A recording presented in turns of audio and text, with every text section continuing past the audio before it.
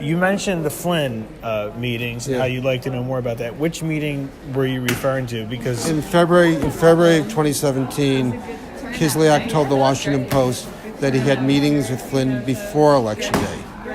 He wouldn't say what they talked about. He wouldn't say exactly when before Election Day this was. So to me, that's a really very, very big, open-ended question. Did they happen? When did they happen? And what did they talk about?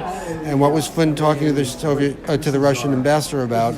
If it was after August 2016, when he sat in on the intelligence briefing with Trump, when the intelligence community said the Russians were doing this. Mm-hmm. Was he talking to the Russian ambassador after that about how they would have they could work together well? Was he signaling to the Russians that they didn't mind what they were doing? I don't know. It's all hypothetical, but I think it's a very important thing to look at.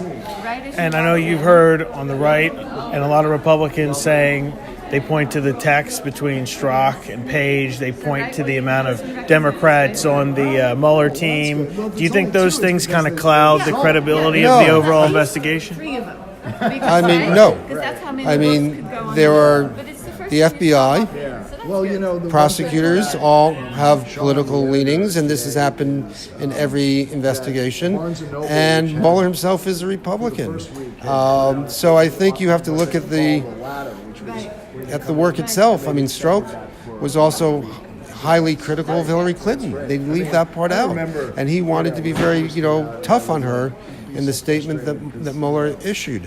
So I think, we all know people who bitch about all politicians. And so I don't think that, I don't think that was determinative. There was a lot of evidence, there was a lot of information for them to look at.